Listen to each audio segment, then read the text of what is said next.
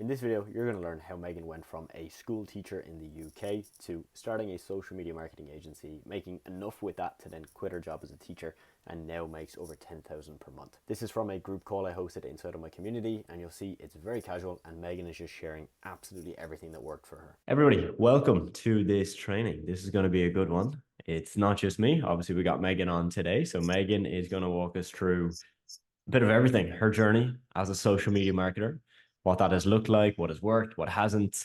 So yeah, any questions you have for Megan, just drop them in the chat if you're on live, if you're watching the recording. This is going to be good. So I hope you enjoy. Megan, do you want to do a quick intro just to give people the full scope of who you are and what you do? Yeah, sure. So, I'm Megan. I run a digital marketing agency. I do it specifically for construction companies.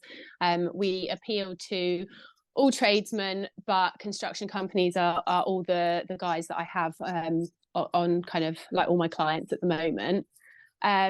Started it, I guess I started it as a side hustle, probably 2021, I want to say.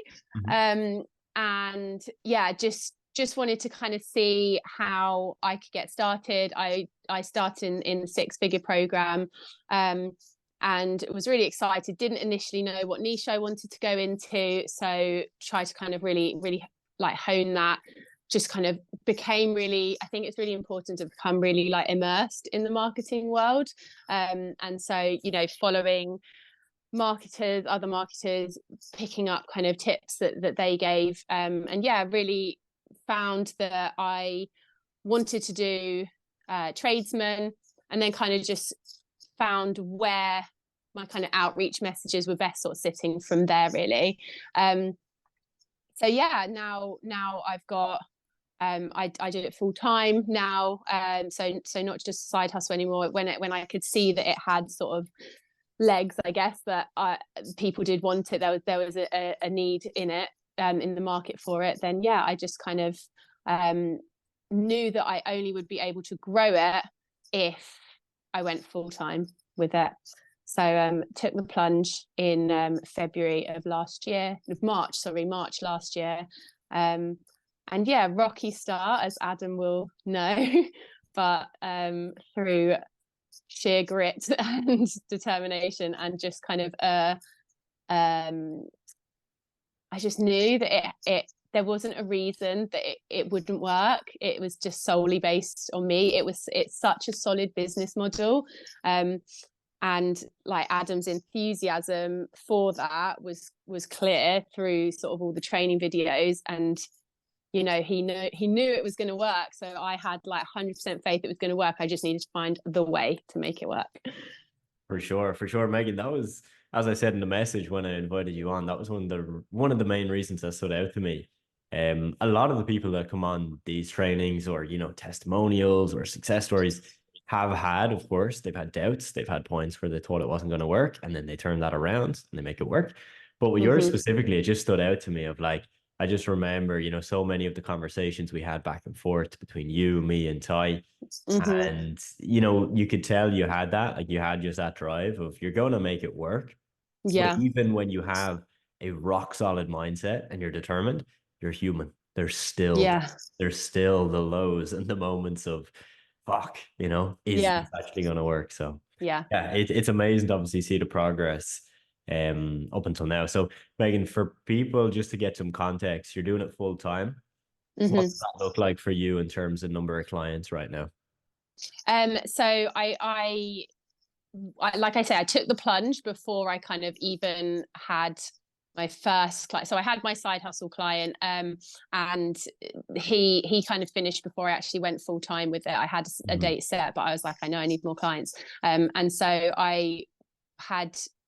it was really, really interesting, actually. So on my first day of outreach, doing it full time, I got my first client like on the phone, and straight away he was like, yeah, sounds good, because I used my previous client to get that client. Nice. And I was like, holy shit, I'm going to be a multi-million. This is so good. It's gonna work. It gave me such drive. But I do feel like I've had those little glimpses of like, keep going, like the universe pushing me in that direction, being like, come on, keep going. Like when it is really testing and like you're kind of the hardest point.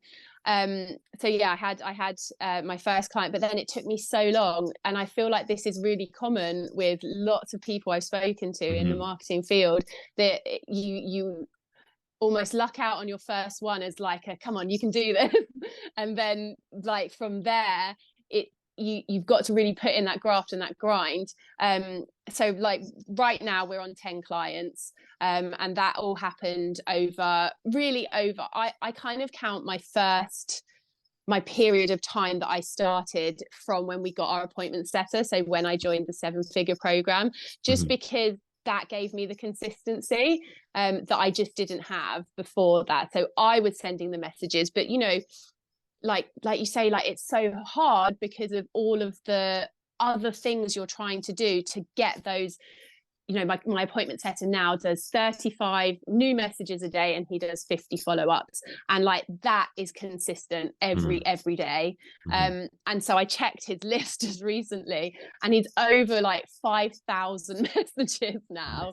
And I've got calls sort of backed up that I need to get through, but it shows you the volume, like it's a numbers game entirely. And I don't know who it was that told me, it might have been you, Ty, or someone else, but like volume negates luck, and you just got to keep going. So yeah, 10 clients at the moment, and that was in sort of a really dry spell, and then really kind of condensed all the clients towards the end of last year. Nice. Yeah, and that's the cliche, right, Megan? When it rains, it pours. When it's slow, and when it's good, it's damn bugging good. Nice. Cool, Megan. So what I'm going to do is throw you some of the questions we want to go through in terms of the actual tactical marketing and what you do for clients. And then I'm going to throw some more personal mindset kind of journey related questions. All right. So the first thing I wanted to know, would it be in 2024? When I look at why marketing is important, I've obviously got my reasons, but for your clients, when you're pitching a construction company, why does a construction company need to be on social media? Yeah, I mean, they just absolutely do. It's the way of the world now. Everyone is online. The way that I sort of explain it to, you know, clients when we're having a call initially, or kind of prospective clients when we're having a call, is that if you're not online, you're invisible. Like you're not able to get your business seen. And it's all, I do think, I 100% believe that all businesses need to have a strong website and that to back them up, but no one's stumbling across your website. That is not getting put in front of people. So I know that you can invest in a super snazzy website, but people aren't just going to stumble across you. And so with the social media, we are using strategies to put it in front of people and to help those people see your what we call your online portfolio. It's just a way for construction companies to showcase their work. Obviously through that we're getting them inquiries, and that is it works in so many different ways, where they can go to any client, any kind of prospective clients for them, where they're wanting to have a quote. It gives their business credibility, because they can say, okay, have a little look at our Instagram. We've got reviews on there. We've got before and afters. We've got work in progress. You can see kind of our team ethos and work ethic. And it just shows the caliber of their work and the type of brand that they want to be putting across. And through kind of our page management services as well, they can see that they are engaging with their audience, which all helps to build like good customer relations and everything like that. Massively important. And Megan, if I was, let's say, an owner of a construction company, the first thing I would be thinking about when I hear social media is, how is this actually going to get me leads, Hmm. inquiries? How is it going to grow the business? So Hmm. how does that happen?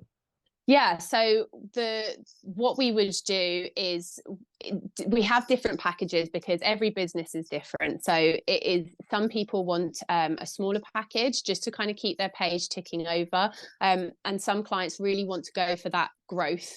And through the way that we showcase their work, we allow them to be completely hands off, and so that saves them the time of popping into a DM where someone's asking what locations do you work in and things like that. It saves them that time. We handle that for them. And so through building their brand, through growing their reach, through making them look good and stand out online, because in any business, if your competitor is doing it, you need to be doing it.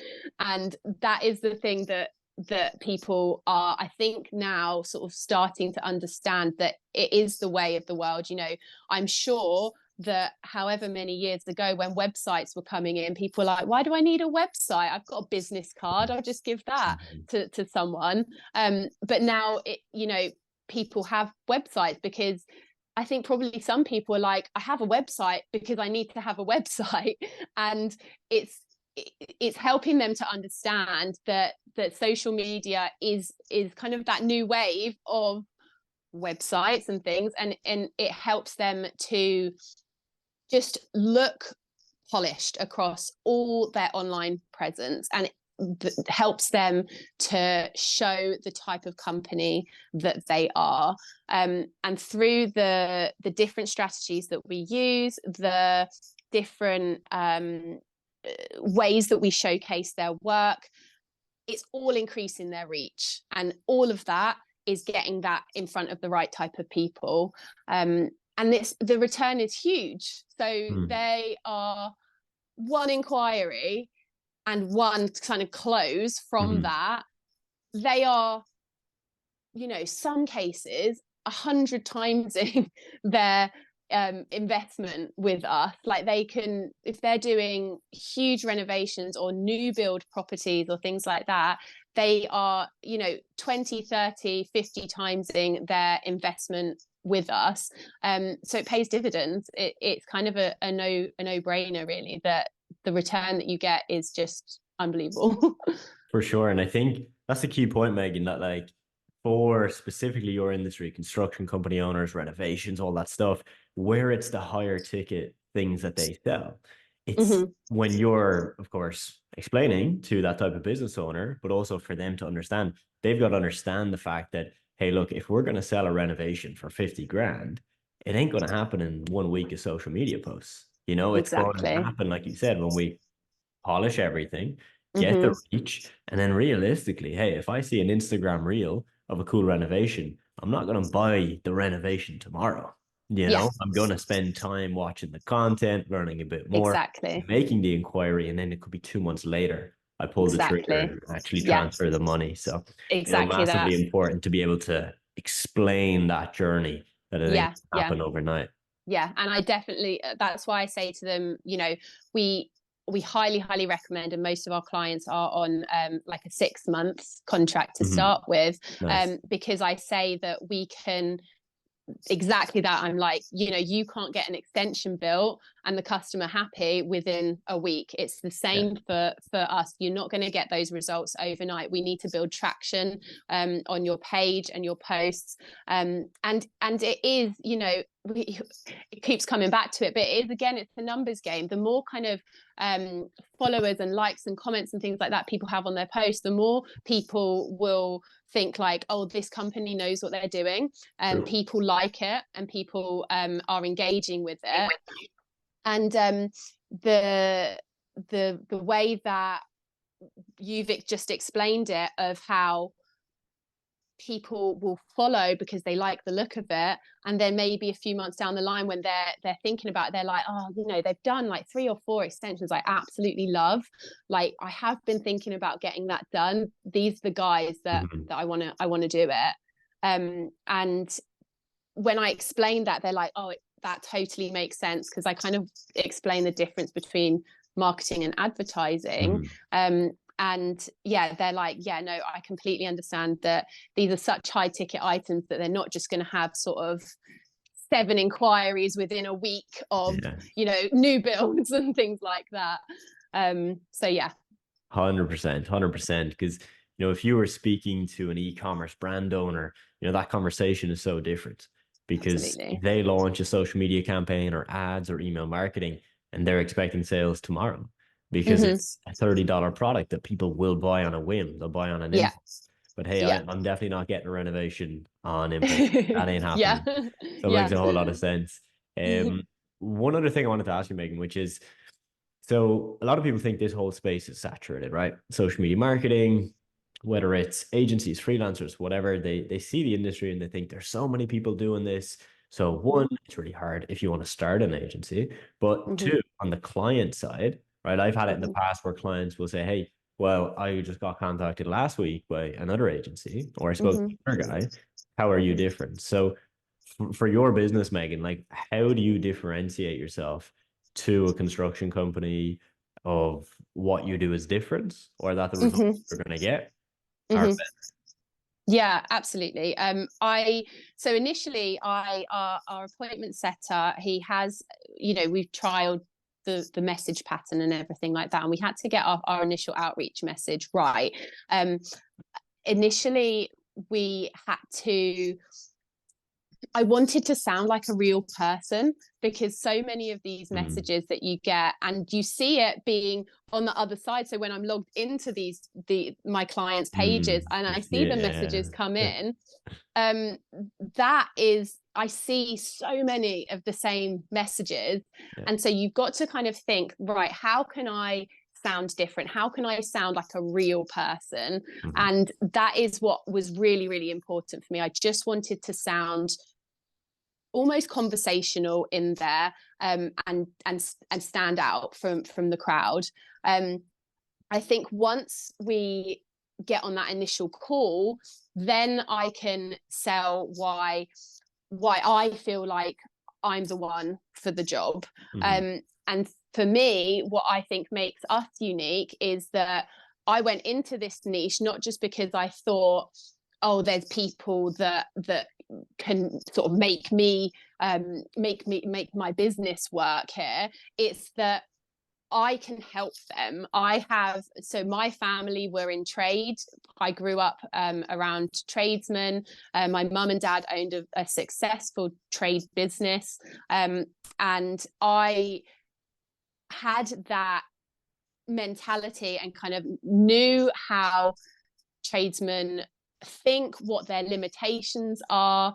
And I feel like I'm just able to relate a little bit better to them than sort of a standard person that's just doing it because they think it's a good niche to go into. Sure. So yeah, I explained to them that I have that knowledge and that background already, and then I let my work kind of speak for me. So now I have a whole portfolio of people that I can send over, and you can see in that where I'm using words from the industry and lingo and stuff, because I know what projects there are, and it helps that I really enjoy, like I said the other day to my family, like how good is it that I have made my job looking at beautiful like houses I like know, that is right? because people I'm sure some of like anyone here today, like there's probably a home improvement or construction company or like renovations page that you're following just because they do such good content and their homes look Sure. beautiful. Like it's just something that people like to engage with, get inspiration from, and so like that, those two kind of like being passionate about it and having the knowledge, I think is what sets us apart slightly. Love it. Absolutely love it. And again, like you said, Megan, a lot of people, it's not that it's the wrong mindset of viewing a niche or an industry because it's hot, it's trending, and it can get you a client and make you money. It's not that that's bad, but it just doesn't ever seem to last too long. Yeah. Like the success I had, the success you're having, we have a background in it, we've got experience, we understand the lingo, we know how they Yeah. operate, and it just Yeah. makes sense. And it makes sense Yeah. on both sides. Like we Yeah. win because we get clients like quite easily, and then Hmm. they win because we're actually knowledgeable in their space. We're not Yeah. just some random person trying to fake it Yeah. essentially. So I do think that's absolutely massively Yeah. important. Yeah. Megan, this is super interesting. You said 6 month contracts with your Mm. clients. Hmm. So I only ever did 3 months, 3 month Hmm. contracts. Never did 6 months. Would have loved to have done 6 months. Now that I hear it, I'm like, wow, why didn't we? How did you first introduce that? Like, was that from client number one, or did you build up some confidence with a few clients and then add that in? Yeah. So yeah, actually, so my side hustle client, Mm-hmm. yeah, he was the first one that I I could tell he was kind of warm on the call. And so I just went for it. I just was like, Fair. right, so we recommend a 6 month minimum contract, because we just feel that in that amount of time you're able to see the upwards trajectory of the page. You're going to be Mm-hmm. able to see what the kind of engagement and inquiries are going to be looking like after 6 months. We don't want to do anything less than that because we don't want to rush it, and we want to kind of just have your set your expectations for what you can expect. We're not just going to be able to put a couple of posts up and you're going to get inquiries coming in. We need to build your brand. I did say to them 6 months or a year, and I feel like I could have got them for the year, but I was just so happy that they were my first client. And then Yeah, they said like, yeah, like let's do 6 months, and I was like, great, okay, let's do that. love it. And that nowadays, like I say, majority of them are on 6 months. I do have a couple that went for a 3 months, Mm-hmm. just because they'd been burned before. Yeah. So someone had come along and not done what they'd said they were going to do. And so they were the ones that I was like, you know what, if I push too hard, they're gonna Yeah. just freeze up and they're probably not going to go ahead. So I brought it down for them. But every single one of our clients, touch wood, I set it up as just after the initial 3 month period, it then just goes recurring, Mm-hmm. month by month. And I just said it's on like an auto renew. Nice. And I said, just let me know. I just need 30 days notice prior to, if you wanted to leave, which I hope you don't. But that's the kind of period. And yeah, so now even our lower 3 month contracts, they're just on kind of a rolling month by month one now. Nice. Very nice. Very nice. Yeah, that's how we did it with 3 months. After 3 months, rolling monthly. Um, Yeah. you mentioned 30-day notice. We never quite did 30 days. I believe it was like maybe 7 or 10 days. Okay. Again, did you do that from day one, Megan? Like, did you always have 30-day notice or? Yeah, I just think kind of, financially it just helps me to For to sure. to understand my monthly recurring revenue. Yeah. And Yeah. so yeah, there's never been anyone that's kind of asked anything different, kind of queried it or anything. So I think Nice. sometimes fortune favors the brave. 100%. I'm getting that vibe from this, Megan, even with the 6 month, right? Like I know there's people probably in the call right now hearing that as in your first client on a 6 month contract, and it's probably blowing their minds as how did you have the confidence? How did you push that with client number one? And I think that's exactly why it worked. It's because you Yeah. didn't doubt it. Like that's number one. And number two, I think, is there's actually the benefit for them. You see, a lot of times when we have, let's say, somebody starting an agency and they don't want to do 3 month, 6 month contracts because they're afraid. They're afraid that, like you said, if I push too hard and I try and push it, they're going to say no, they'll go elsewhere. But I could have just Hmm. offered a 1 month and maybe got them in. And Hmm. where that's coming from is it's coming from a lack of understanding of how a 3 month actually benefits the client. Hmm. Because, and we say it is like genuinely, when you bring a client in, you might get results in a month, but it's Hmm. quite heavily unlikely. Like you're getting them Hmm. set up, you're learning the analytics, you're figuring out their Hmm. audience, their account. There's so much you're trying to figure out that it's really fucking hard to get Hmm. solid results in month one. Hmm. So by you selling them on a 1 month possible transformation, you could argue that's worse than selling Mm-hmm. 3 months, because 3 months is Mm-hmm. realistic. And Mm-hmm. for us, we used to work with fitness coaches. Very easy to explain it, right? Because they Mm-hmm. would sell a fitness coaching program to a busy mum. They ain't going to sell around 30 days, because that's Mm-hmm. unethical. They know nothing's going to change in 30 days. She Yeah, exactly. get in the flow of workouts, but that's about it. But hey, give Yeah. us 3 months, give us 6 months. Now we can actually get results. Yeah. Yeah. Again, for 100%. people that are in that scenario, and maybe if you're listening in and you're doubting, do exactly what Megan did. Just go for it. Fortune does favor the brave, 100%. Yeah, Mm-hmm. definitely. Um, okay, Megan, this is an interesting one. So as you're a woman going for tradesmen, the construction industry, from my understanding, it's massively male dominant, right? I don't know Mm-hmm. percentages, but very heavy. Obviously, as you said, you've had the experience with like your mom, your dad, they were involved in it. You knew people in it. Was Mm-hmm. that ever a doubt for you? Because I know when we speak to a lot of guys, for example, that wouldn't go into a female heavy industry because they would just feel out of their depths. They just wouldn't Mm-hmm. feel comfortable or even selling, it wouldn't come as naturally. So was that Yeah. ever a consideration? I think I back myself. I think Mhm. that I've never let kind of anything like that um hold me back. I don't think it I think it works in your favor, I agree. Yeah. like the other way round. I think that Hmm. there's something to be said for being different. And Facts. Hmm. you're being, if you're constantly seeing the same thing, it just becomes white noise. Whereas as soon as something different comes along, you take a bit more notice. Yeah. And so yeah, I feel that I've always been confident in that, because I think part of me has always liked to sort of impress people as well. Hmm. So if if I can surprise them and show them that actually I know more than that guy just because he's a guy, Hmm. then Hmm.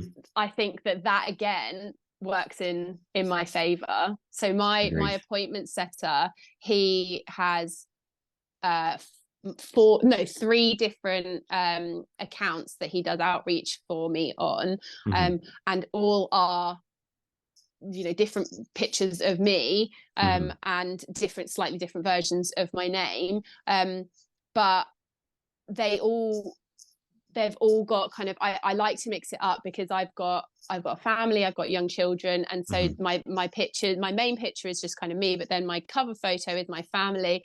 And I think a lot of these tradesmen as well are family guys, True that. and so Yeah. when they're going to click on my page and see like, oh, this is a bit different, like this girl is messaging me, and then they see that like I'm a real person. Again, I think it always comes back to just being a real person. There's so much spam and bots and things like that out Sure. there. Yeah.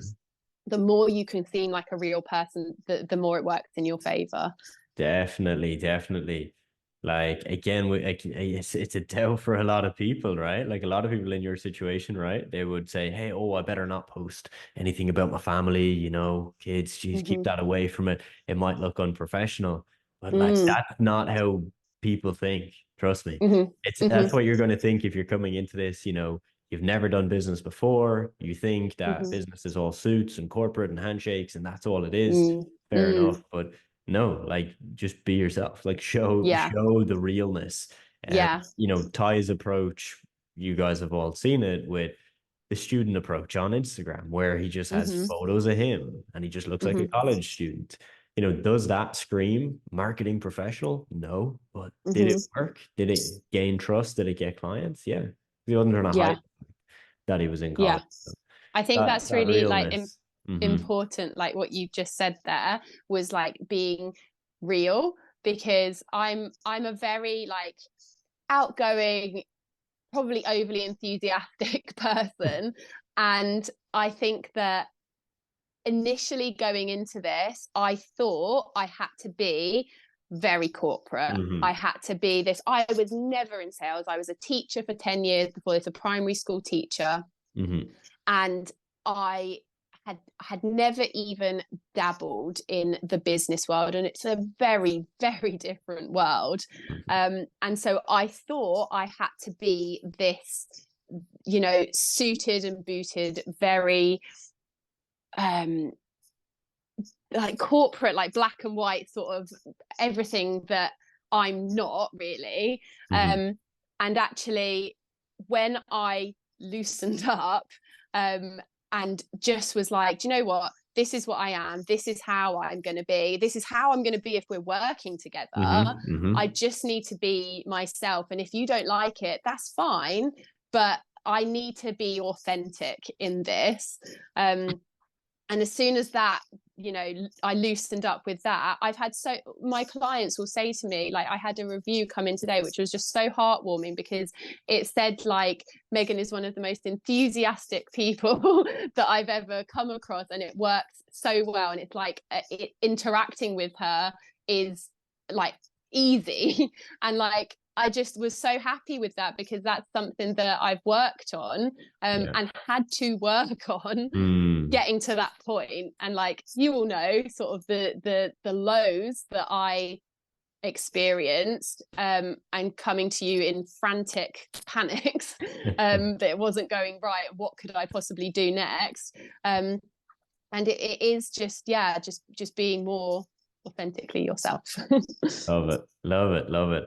And guys, you might have seen even on YouTube the last couple of weeks, if you watch any YouTube, there's kind of been a little bit of a shift in the business space of people making a lot of raw content, you know, raw unedited videos, sit down, speak to the mic kind of thing. And that's, you know, when you look at why does that work, or the cliche is look at Sam Sulek, if you're in the fitness industry, it's people want it. Like, people are probably getting to a point, you know, where highly edited, over the top, trying to be something that you're not always is only going to get you so far. That's why we're seeing, even just in the social media landscape, a lot of people who are going the complete opposite route, just literally popping on a camera, chatting to the camera, being 100% themselves, and they're getting sometimes like so much better results than the people that are trying really, really hard, you know? And it's that eye opener for all of us, that being yourself it's the hardest thing to do, but the best you can do. Like, when you do then get results by being yourself, it's going to be an absolute breeze. Like, we have cases, and I've definitely done this in the past myself, where I've signed a certain client where I've kind of just kind of molded my personality to fit theirs on a sales call, because I want to win them over and get them to become a client. And then when they become a client, I'm like, oh fuck. Why did I do that? Because now they're expecting that same energy on all of our check-in calls and all of our communication, and that ain't me. So, you know, you can actually end up getting yourself some not good clients, you know, not dream clients for you. So important stuff. Something I want to dig into a little, Megan, is on the sales side. Okay. So earlier you mentioned about the contracts and how you'll shift that if you feel like you're pushing too hard. So if they've been burned in the past, maybe drop it from 6 to 3 months and such.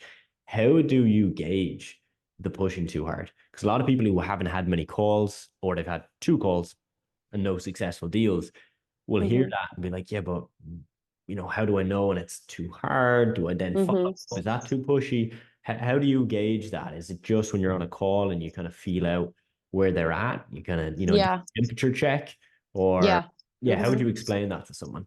I've been looking forward to kind of sharing like my sales call experience, because I feel like this has been the hardest learning journey and kind of the biggest turning point for me. And I know that like the advice from Ty is absolutely spot on, where he says it's just a conversation, it's just a conversation.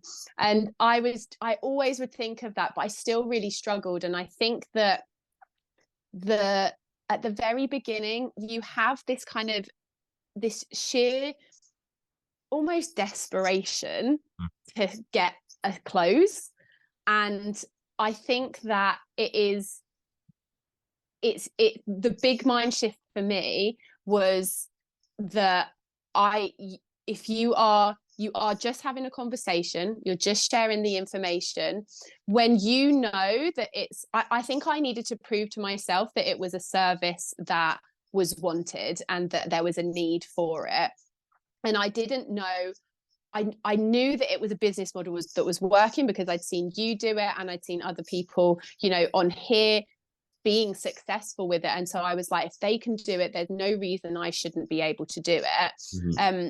But yeah, the shift is believing that you are good enough and that you have a good enough product. Yeah. And I think I was initially going into the calls, I had a set idea in my mind that I wanted. This was the price I wanted. This was the package that I was going to offer. That's not okay. All right, like, see you later. I was so nervous on that call that I think I probably in the early days lost a few people that maybe would have gone for a lower package. But it was a turning point for me, and it seems so obvious now looking back, but it is just not all of your clients have to go on your desired package. Of course you want them to go for the best one because that makes you the most money, but you can still get, like, a smaller package is still going to be great income, because you're reducing your output levels, and so they're getting less frequent posting, but you're doing less work, so it all evens out. And I think that was, again, like a turning point for me to recognize that it's okay if they go for that smaller package. And we have clients that are on that smaller package that get good results and, you know, are just as important to us as the higher packages. And so, yeah, I just think that the way that I feel it out is how they're responding, especially when I first say the price, because I'm always nervous when I say the price, because I'm listening so intently to be like, are they gonna be like, okay, or like, how's their tone of voice and everything like that. But I go in with my middle package, and then I actually, like you said, do a temperature check with them, and I say, where does that sit budget wise for you guys? Nice. And then I say, because we can go higher, we can go lower. And then that gives me the indicator of where they're at. And so if they're just like, oh, actually, that is a little bit more than I was looking to spend. And I'm like, okay, so we've got another client that's on this package and he's been getting these kind of results. This is the price of that one. Where does that fit? And they're like, okay, that's a little bit better for me. And that's fine. And I tell you, 9 times out of 10, they go for the package I want them to go for. I think just being like, oh, she's not really pushing me for the most amount of money. They just understand, and I say to them, our package, this is our package, this is what our clients tend to go for. You let me know if, once I've gone through what it does for you, whether you want to go higher or lower.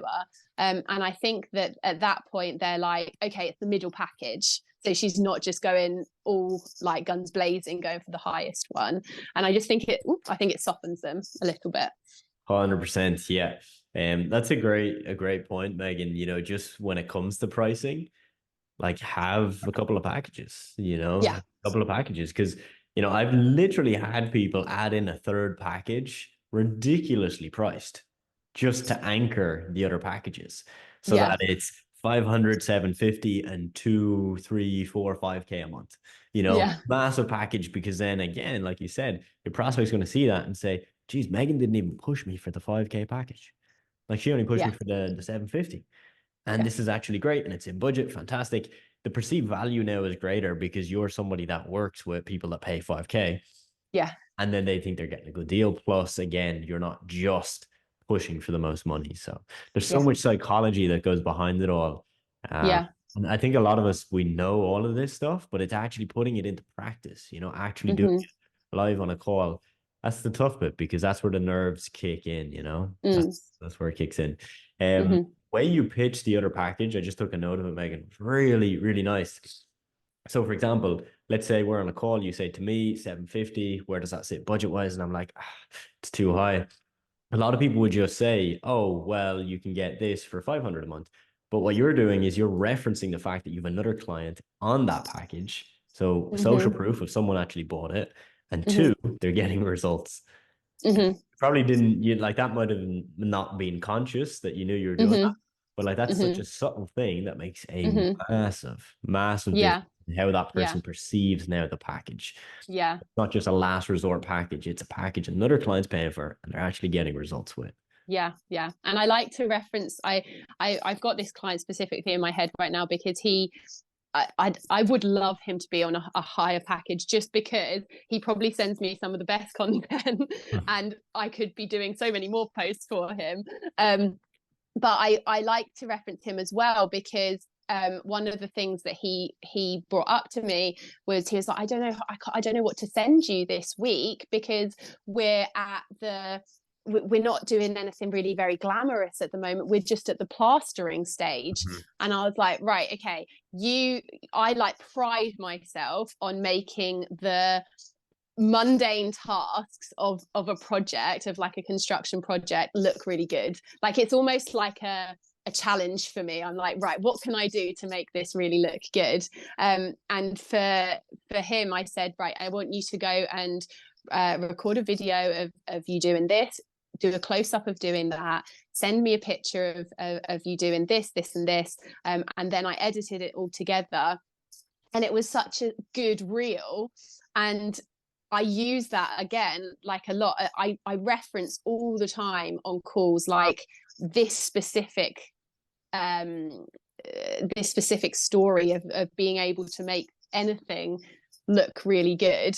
And I think that because a lot of the clients, specifically in my niche, in the construction company, they don't necessarily rate their like content capturing Yeah. skills. Yeah. And it gives them a little bit of a, oh, okay, so the stuff that I'm going to be giving to her is going to be good enough. Mm. So yeah, that was just a kind of extra bit. And I think always referencing those, I specifically remember you told me this, always referencing those previous results and the previous clients and things like that. Yeah, yeah, no, that's solid. That's really important as well, like being able to show the client that it's easy, and two, if they're not competent, because that's such a valid concern. Like most Mm-hmm. guys who are running construction companies probably don't want to be spending lots of time filming a renovation, or they don't really know how to do it. You know, that's Yeah. their thought process. Like, I don't Yeah. know how to film it. I'm not a TikToker. I don't know this Yeah. stuff. Yeah. So by you showing that, it's just such a subtle way of selling that, like, don't worry, man. All good. We got you. Yeah. Yeah. Yeah. Give us a couple of things. We'll make it work. And Yeah. that ability to explain that is massively important. Massively important. Mm-hmm.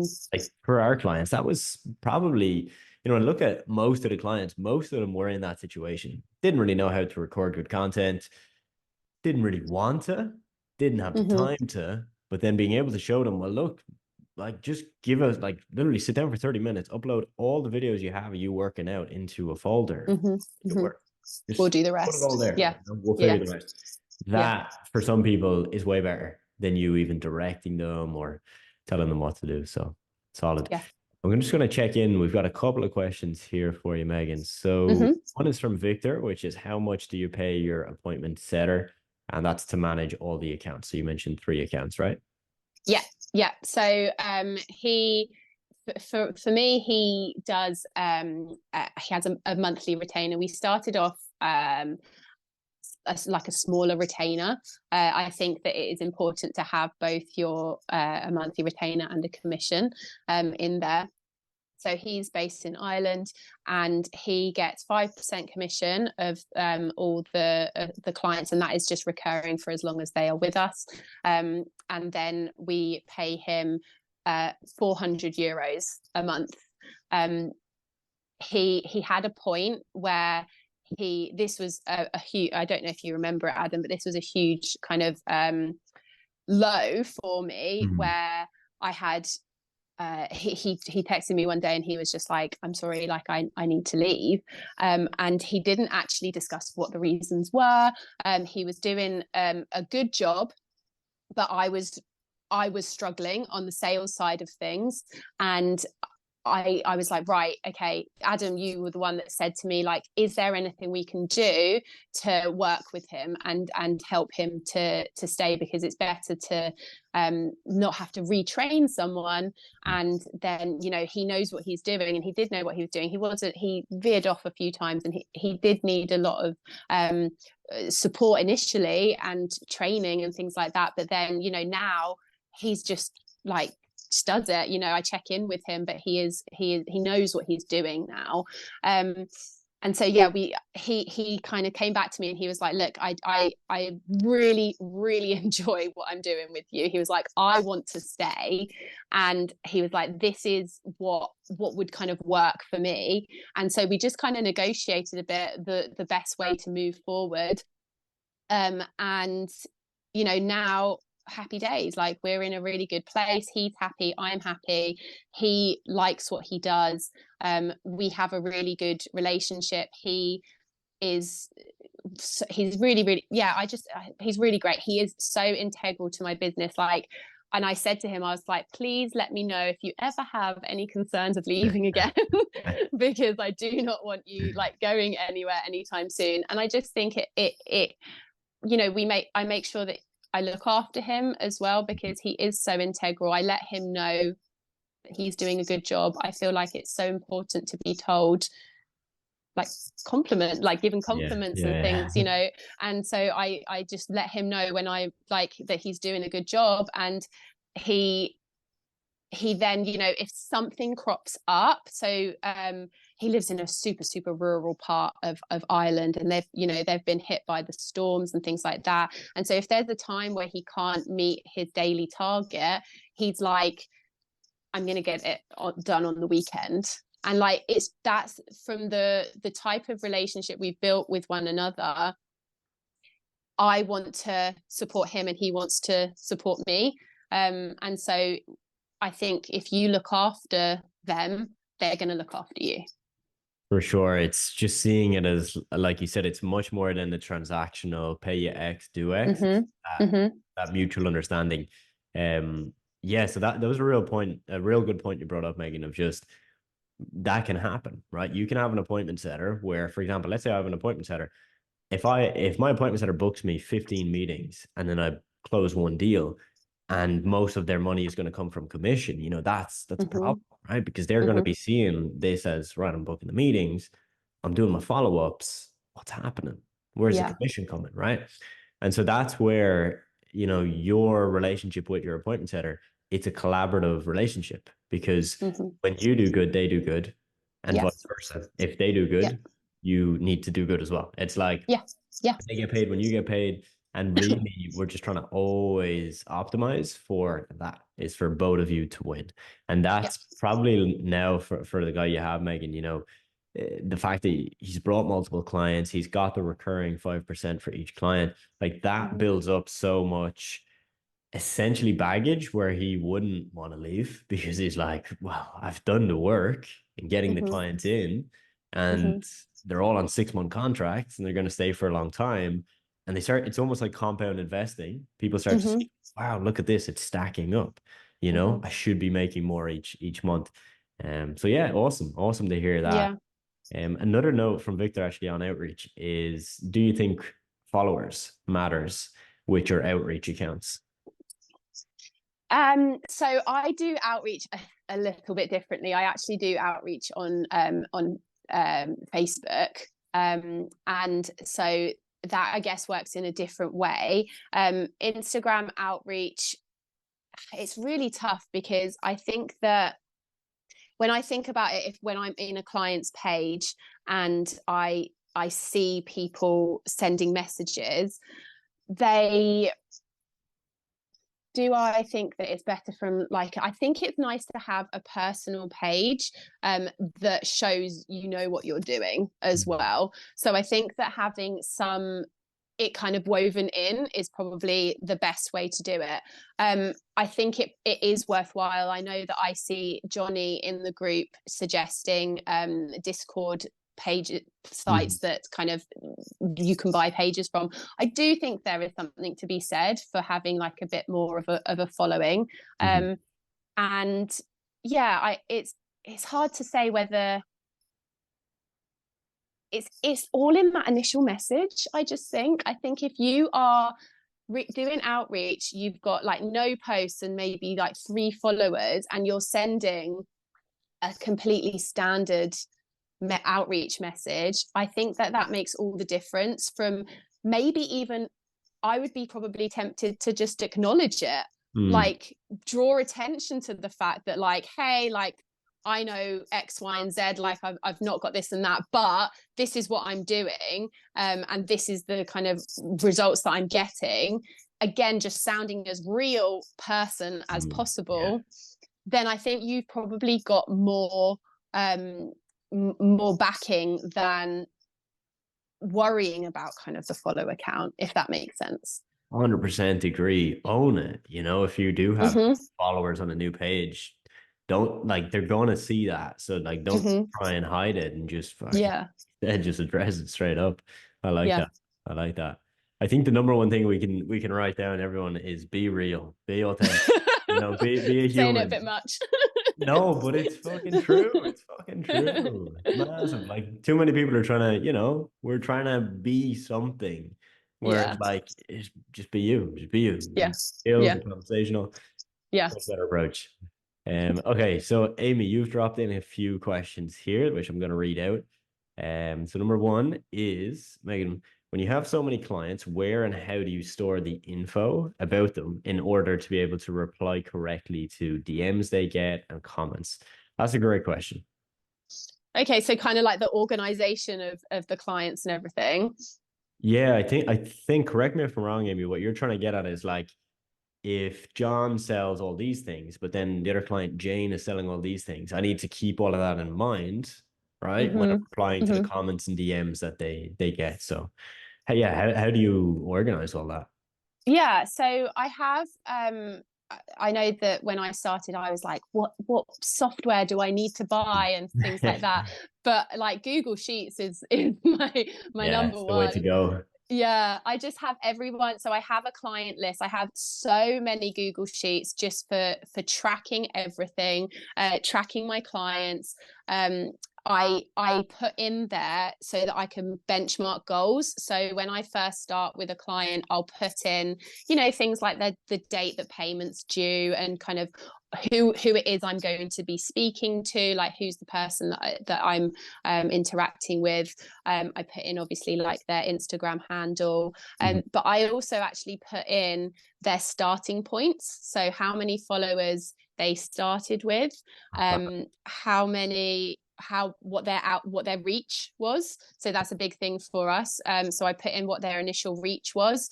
I put in what else would I put in there?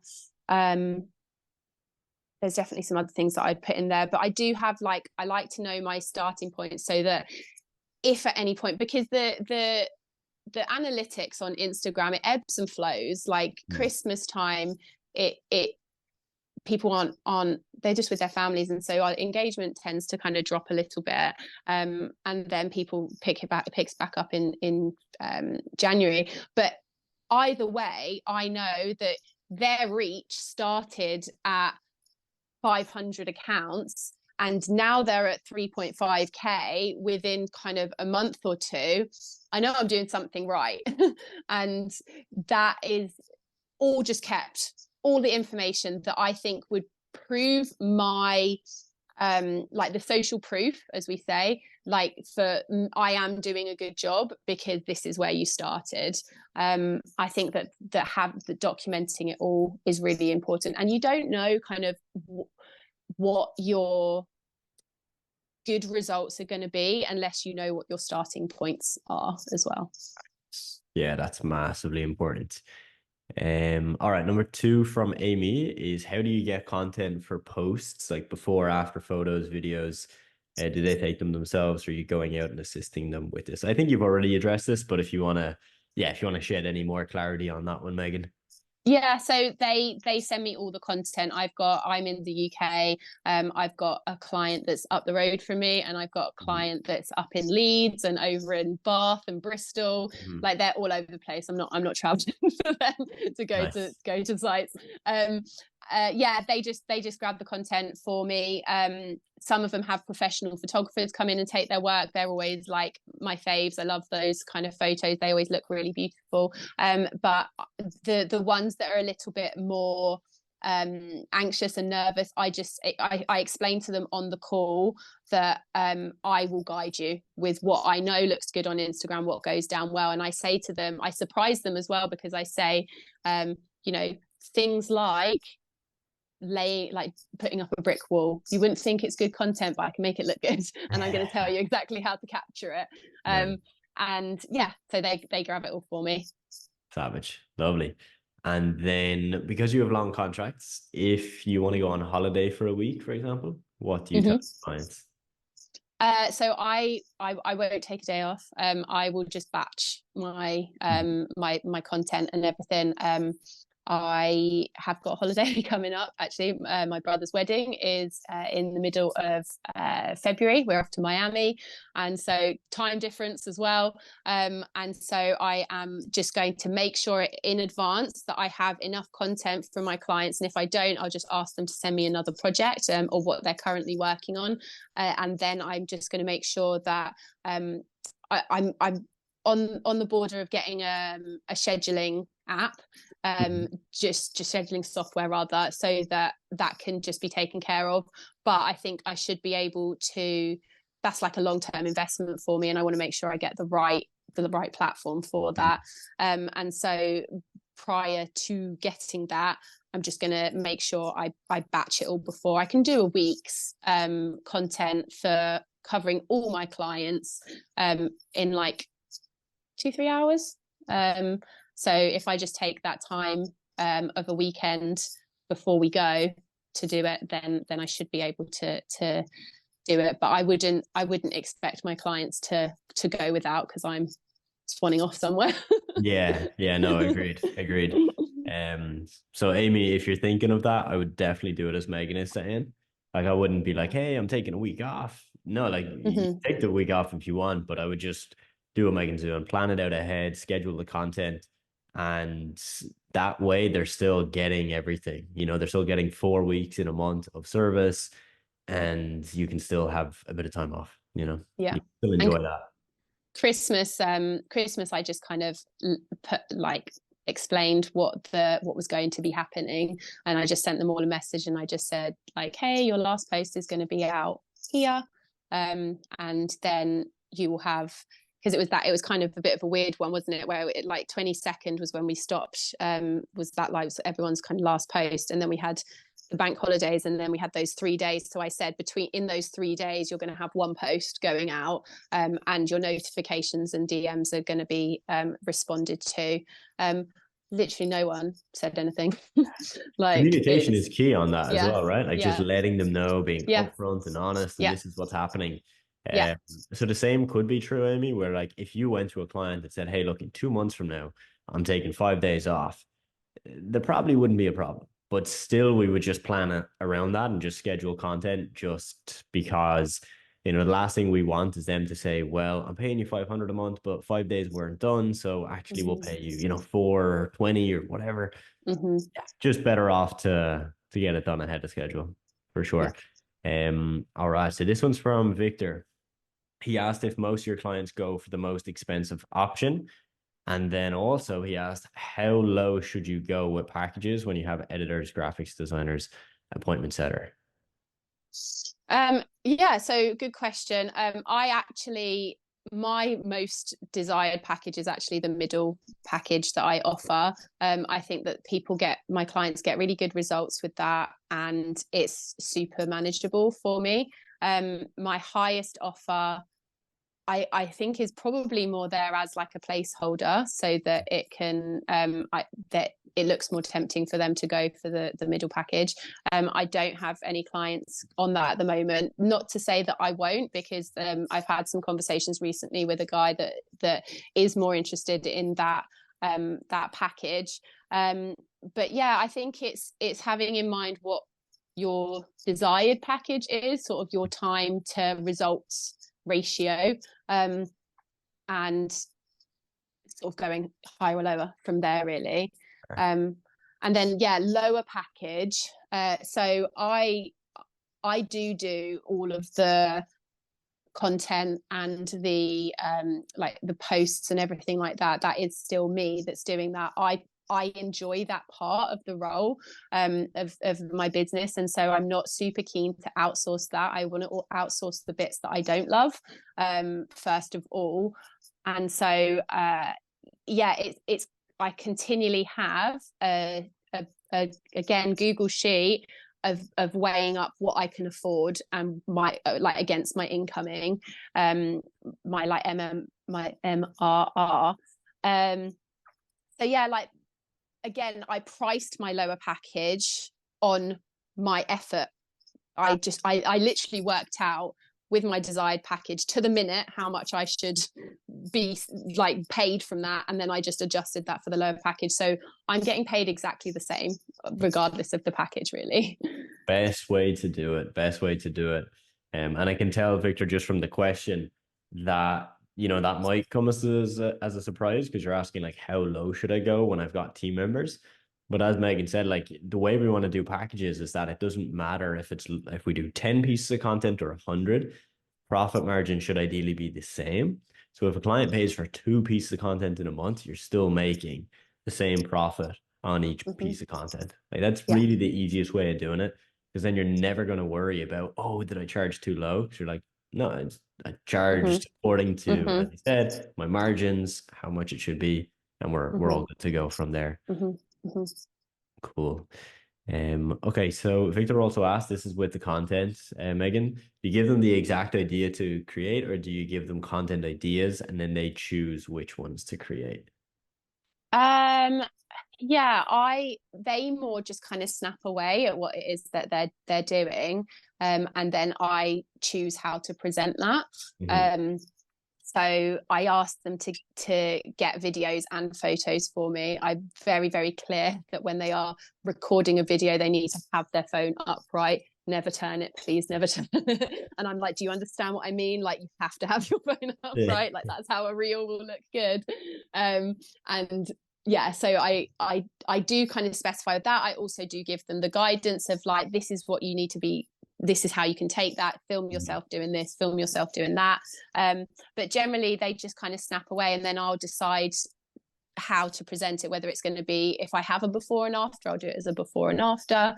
I do a mixture of kind of it's not always all the same type of post that I do to keep the page really dynamic.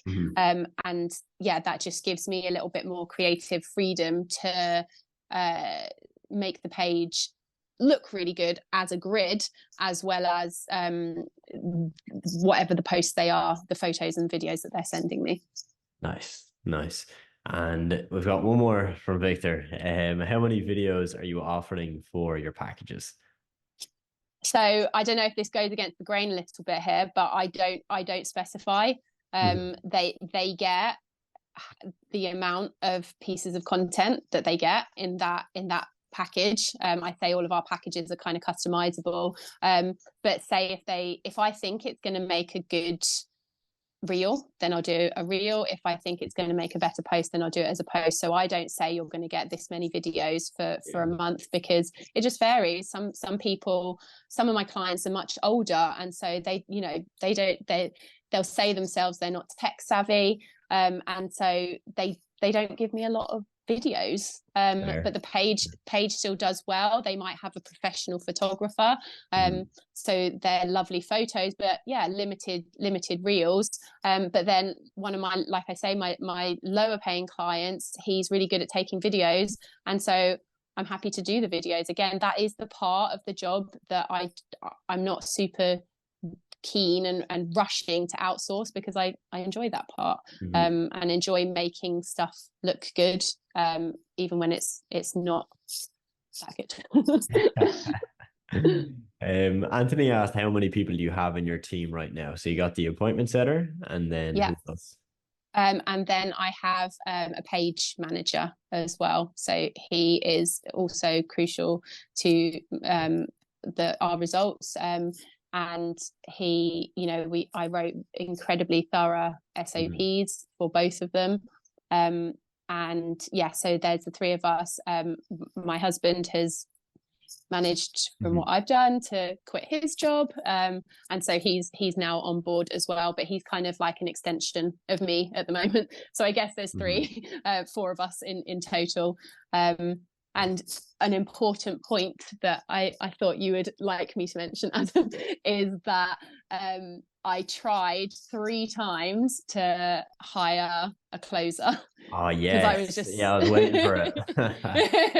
I was so adamant that I was not able to do sales calls, that it was not for me. My business will fail if I don't get a closer. And my word, like, it is the most shocking experience, all 3 of them. So do not think that it is the savior of your business to get a closer. It is not. But despite the business that they probably lost me, the knowledge that I gained of being like, holy shit, you guys are no good. I'm doing a better job than you, and I think I'm bad. I can do it better. And so it like put a fire underneath me to be like, I can do this. So funny how it works, isn't it? Yeah, Oh, funny. 100%. Nice, nice. Skyla asked, where do you communicate with your clients? So WhatsApp works for us. Sweet. I have had Slack in the past, also fine, but yeah, I tend to just have WhatsApp. If they send videos, I set up a Google Drive, because they just, WhatsApp kind of saps the quality a little bit. But otherwise, yeah, WhatsApp's good for me. Nice. Very good. Very good. Megan, that was amazing. That was really good. Some solid info, really, really valuable. Just for the people that are live still on the training, if you enjoyed, please do let us know. Let Megan know. Let Megan know. I'd Took love time that. I out of love a her day compliment. to do this. She didn't have to do this. So if you enjoyed it, please do let her know. Megan, yeah, if you want to share anything like your socials or anything like that, feel free to do that as well. Yeah, I'd love you guys to kind of give me a follow on our social media. So we're at underscore FJ Digital, all one word. Nice. And yeah, we're regularly posting on there. And just to add as kind of a final kind of goodbye from me, the thing that I'm kind of most proud of is that I know that there's a variety of ages in this, in the community you've built, Adam. I feel I'm probably a little bit older than some of people. I'm not old, but like, I'm a little bit older. I've got, I'm married, I've got a house, I've got 2 young kids. I promise you, it is nothing to do with your age or your situation. It is entirely to do with your grit and determination. I easily cry. I've cried so many times on this journey. I have had so much self-doubt. I have, looked into getting back into teaching, because I just was so worried that it wasn't going to work. But I just had if you just have in your mind, it's a solid business model. It is a solid business model. I kept telling myself that the only reason it would go wrong is because of something I was doing. And that didn't make me bad. It made me reflective of what I can change. And every single time I had these low lows, I would be like, what do I need to change? What is not working right now? And that is what I then focused on. And it's so easy to have these calls and be like, oh, they're just so much further along than me. I'm never going to get there. And I would join the 7-figure calls, and I'd be like, my gosh, these guys, this is their livelihood. Like, I feel so behind. But it is literally just one foot in front of the other, and keeping going. And it is so hard. But if it was easy, so classic, isn't it? Everyone would do it. Exactly. No, that was so good. Ladies and gents, Megan Bath, fair play. No, that was super good. Thank you. Alrighty, guys, Thanks, appreciate you coming on. guys. Megan, thank you so much, and I hope Thank everyone has a you. good evening. Okay, we'll talk Thanks very soon. much. Bye bye. Take care. Bye. If you enjoyed that interview, and if you are anyway curious about what it would look like to work one-on-one with me to get the exact same mentoring that took Megan from zero to now six-figure business owner, just there'll be a link below here that shows you all the information about what it looks like to work with me. Check that out, and I'll see you there.